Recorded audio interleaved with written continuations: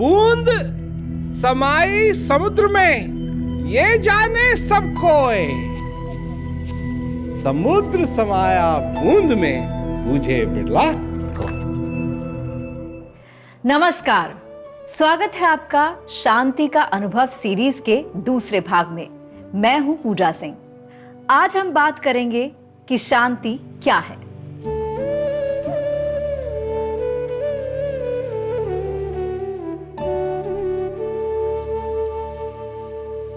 हम सब ये सोचते हैं कि अगर हमारी जिंदगी में जो कुछ हमें करना है वो सब हो जाए, हमारे लक्ष्य पूरे हो जाए, हमारे सपने पूरे हो जाए, जो भी हम चाहते हैं वो हमें मिल जाए, तो हमें शांति मिल जाएगी।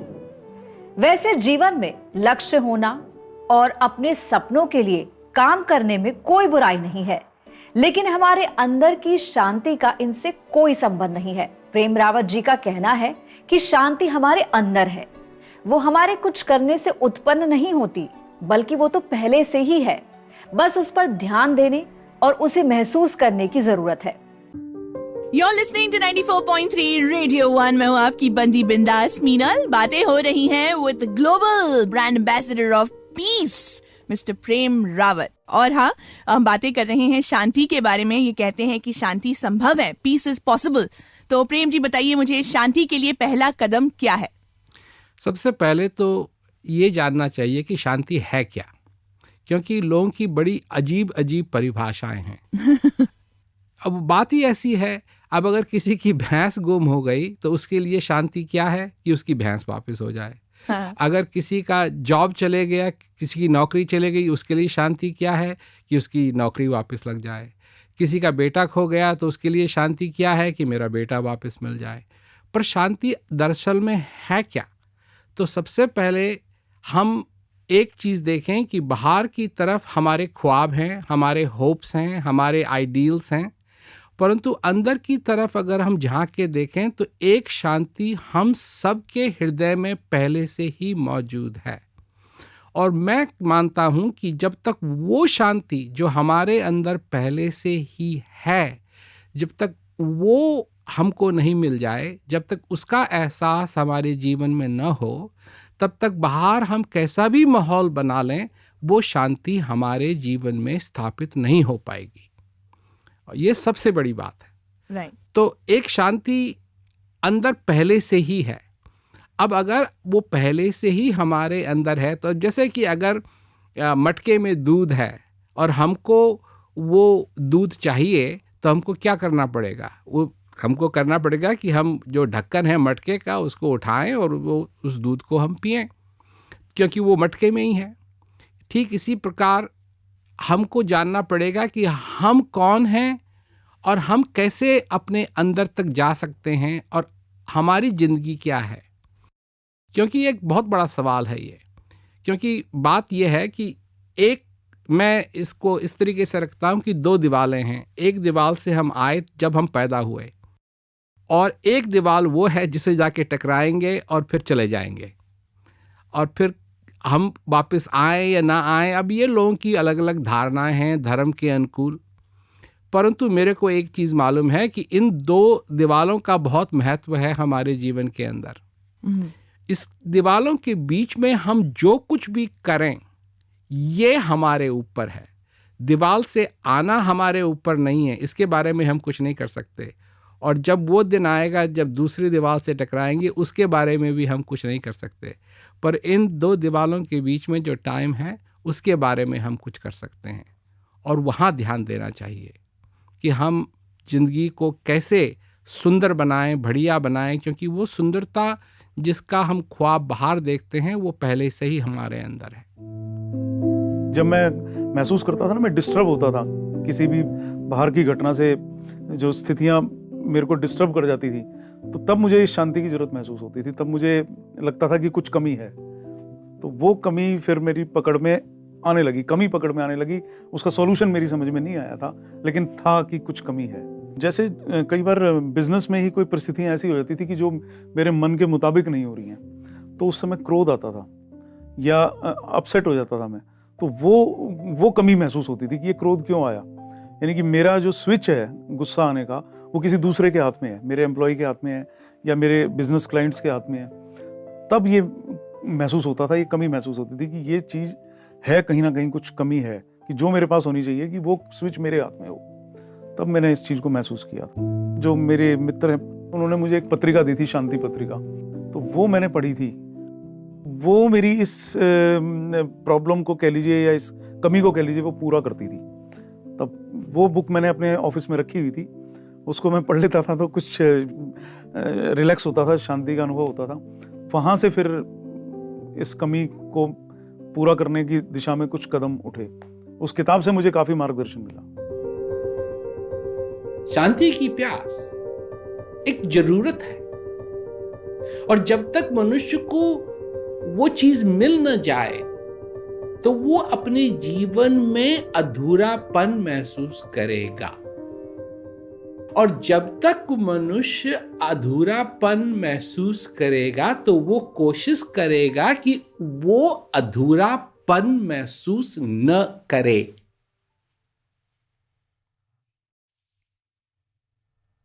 ठीक बात है। एक तो वो अधूरा है क्योंकि कोई चीज है जिसको वो जान सकता है, कोई चीज है जिसको वो जान सकता है, और जब तक वो उसको जानेगा नहीं, जब तक उसको पहचानेगा नहीं, तब तक वो अधूरापन महसूस करेगा, और अधूरापन महसूस करना उसको गवारा नहीं है। वो अधूरापन महसूस करना नहीं चाहता है। तो अब उस अधूरापन को जो वो महसूस कर रहा है उसको वो मनुष्य कैसे खत्म करे, कैसे खत्म करे? सपना देखते रहे और अपने सपनों को पूरा करने के चक्कर में पड़ा रहे। दिन रात, सुबेरे से लेके शाम तक किस चीज की चिंता है उसको? मेरे सपने पूरे हों, मेरे सपने पूरे हों, मेरे सपने पूरे हों। गुरुओं के पास जाते हैं, गुरु क्या कहते हैं? ये कर दो, वो कर दो, वो कर दो, तुम्हारा सपना पूरा हो जाएगा। गुरु को तो ये समझाना चाहिए इस सपनों के पीछे मत पड़, क्योंकि जो तू अधूरापन महसूस कर रहा है, जिसकी वजह से तू सपनों को पूरा करना चाहता है, वो तभी पूरी होगी जब तू असली चीज के साथ जाकर के जुड़ेगा।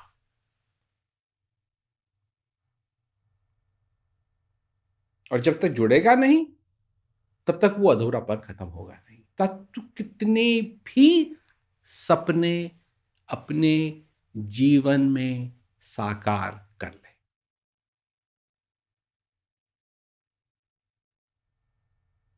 लोग करते हैं, कितने ही होंगे हिंदुस्तान में जो जाते हैं सवेरे सवेरे सवेरे सवेरे 4 बजे निकलते हैं रोटी कमाने के लिए, पैसा कमाने के लिए, क्योंकि उनको रोटी चाहिए, उनको मकान चाहिए। भाग रहे हैं, कहां भाग रहे हैं ये नहीं मालूम, पर भाग रहे हैं सपना पूरा करने के लिए। वो भी लोग हैं, वो भी सपना पूरा करने के लिए भाग रहे हैं, जिनके पास इतना पैसा है, इतना पैसा है, इतना पैसा है कि जो सोच भी नहीं सकता आदमी, इतना पैसा है।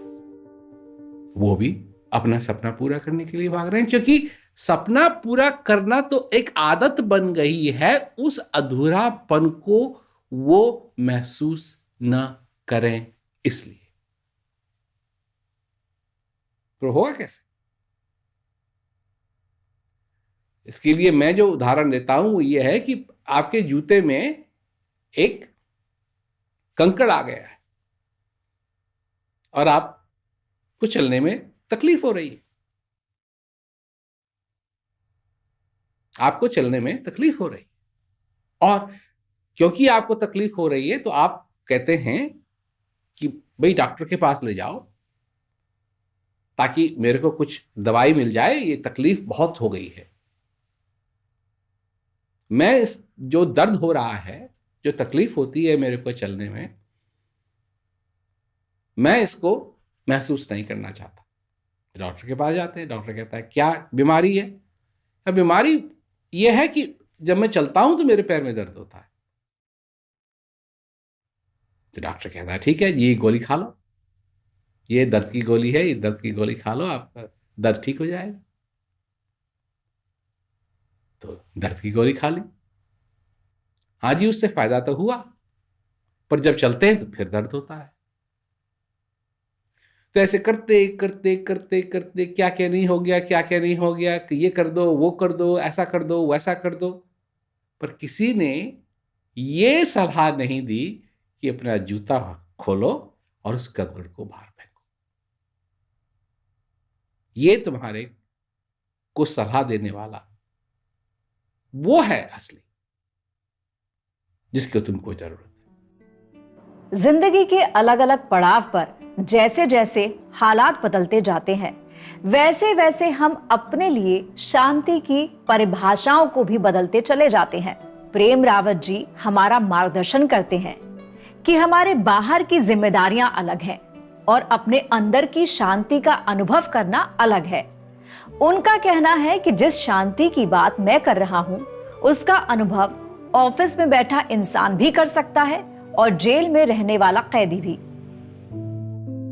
जो पहला अनुभव मेरे साथ हुआ, एक बार जब मैं थोड़ा क्रोध में था अपने बिजनेस में, तब मैंने इस पत्रिका को जब याद किया, जो मैंने इसको कुछ 1-2 दिन पहले ही पढ़ा था, तब मुझे ये लगा कि इसमें जो लिखा है वो जो जिस शांति की और जिस तसल्ली की बात हो रही है वो मेरे अंदर ही है।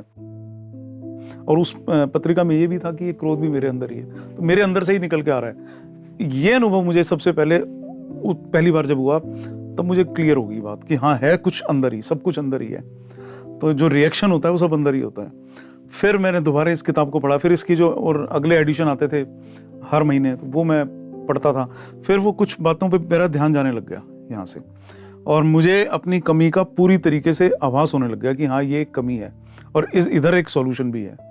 तो फिर मैंने इसमें जैसे बात लिखी थी कि क्रोध का बिल्कुल अपोजिट है सहनशीलता, पर वो सहनशीलता मैं पढ़ के कुछ देर के लिए तो अडॉप्ट कर लेता था, लेकिन पूरी तरह से नहीं कर पा रहा था अडॉप्ट उसको। तो फिर ये चलती रही है, किताब भी पढ़ता रहा मैं। और मैंने पहली बार जब उनका प्रेम रावत जी का संदेश सुना, तब मेरे को लगा कि मेरे को शांति यही मिली है।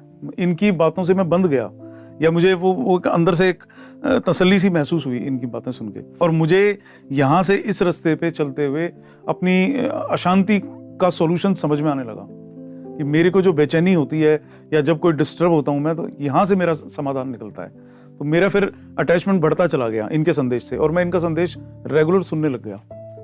देखिए, एक शब्द है समृद्धि, प्रॉस्पेरिटी अंग्रेजी में। तो इसका मतलब क्या होता है? इसका मतलब है कि आप न सिर्फ पैसा इकट्ठा करें, पर आपकी सेहत भी अच्छी हो, क्योंकि प्रॉस्पेरिटी का क्या फायदा होगा अगर आपकी सेहत ठीक नहीं है।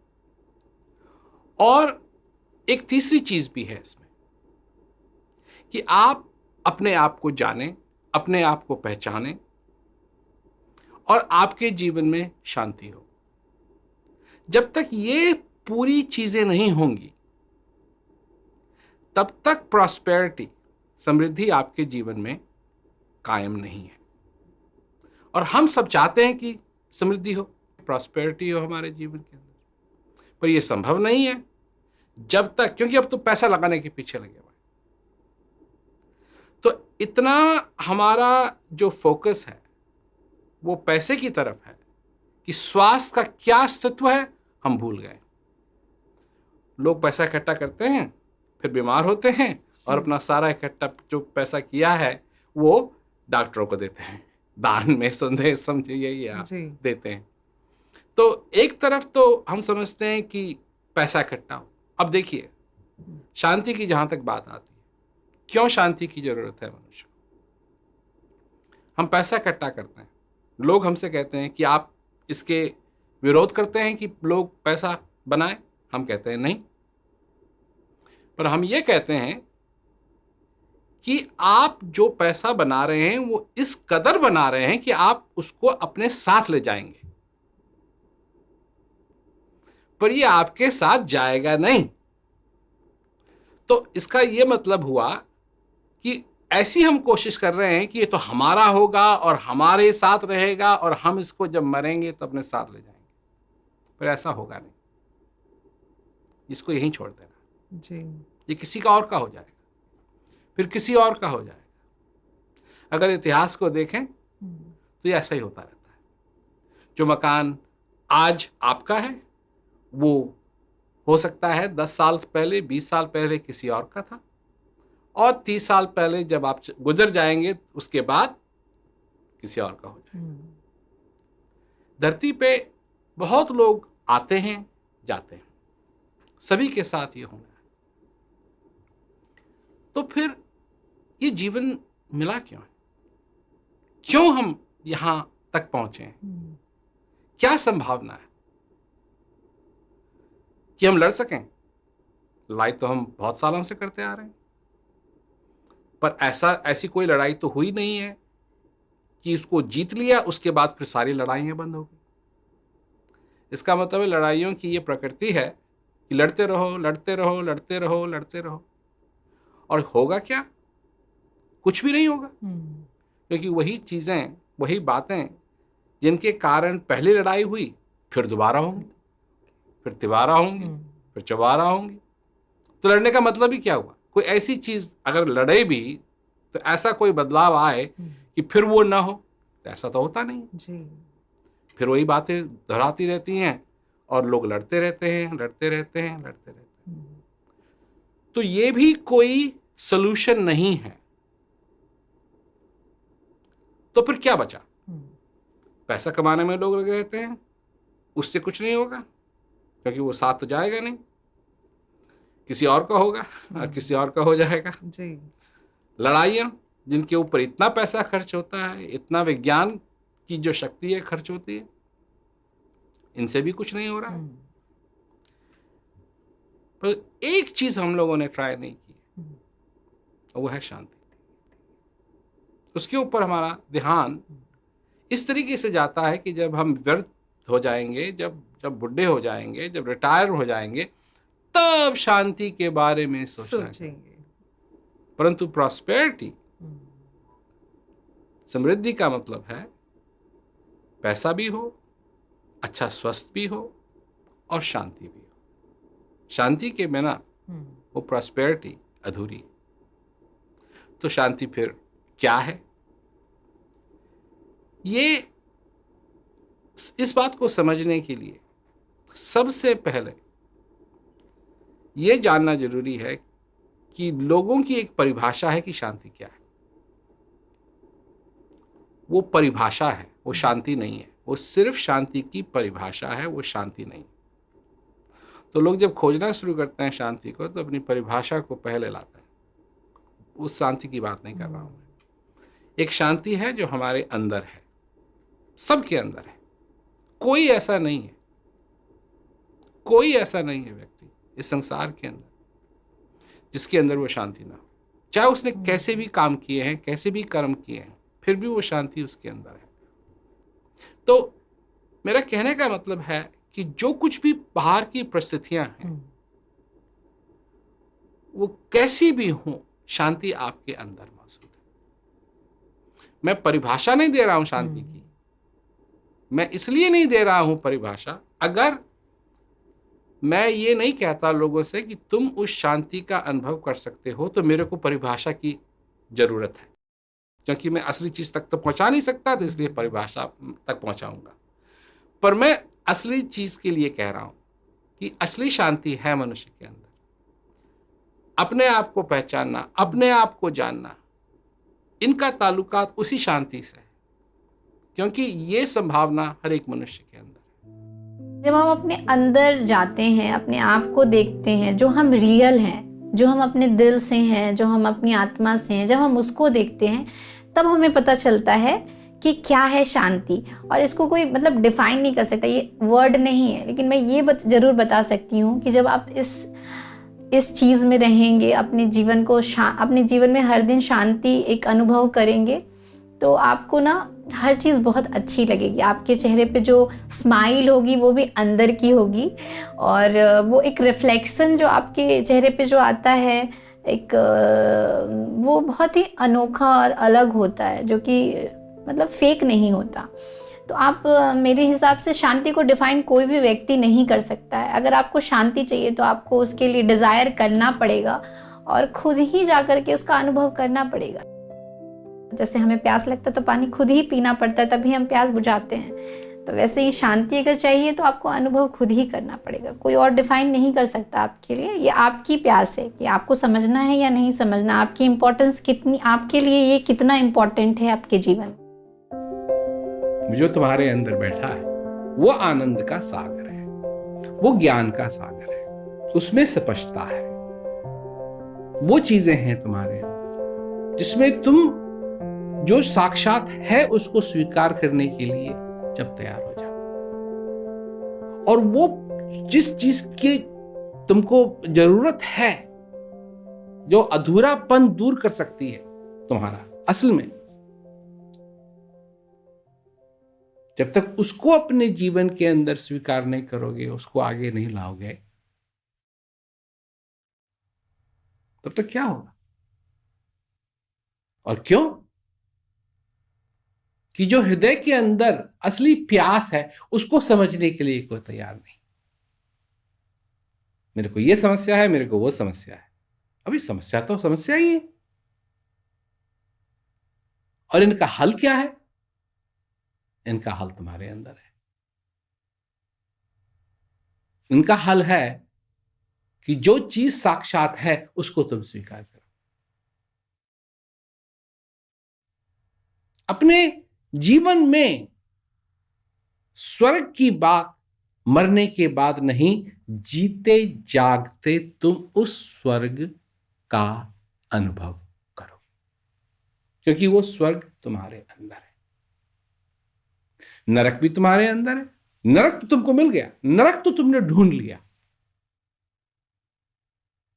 नरक तो तुमने ढूंढ लिया।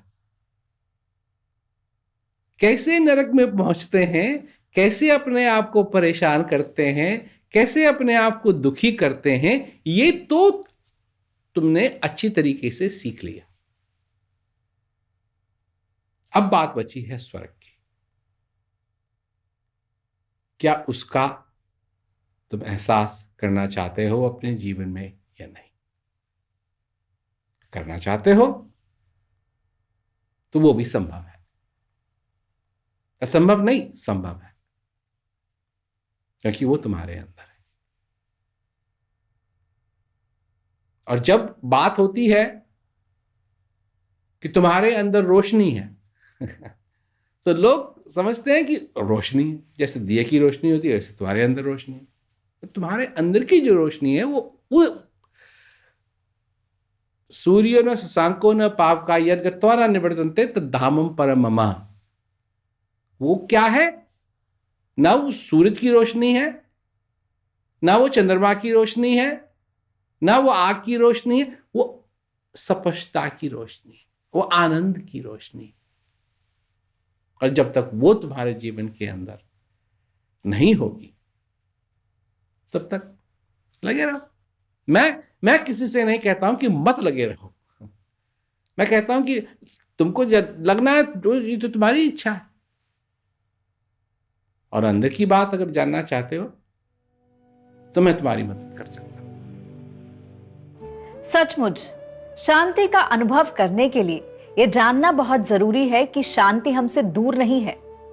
आज तक हमने यही सीखा है कि जब ये होगा तब वो मिलेगा, जब ये कर लोगे तब वो मिलेगा।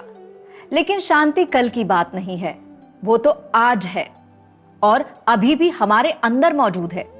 अब बात यह है कि अगर शांति हम सबके अंदर पहले से ही मौजूद है तो हम उसका एहसास क्यों नहीं कर पाते, उससे इतना दूर क्यों हो जाते हैं?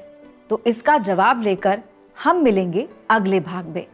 अपना ख्याल रखिए, स्वस्थ रहिए और इस बात पर गौर जरूर कीजिएगा कि शांति कोई ख्वाब नहीं बल्कि एक हकीकत का नाम है जो हमारी जिंदगी में संभव हो सकती है। नमस्कार।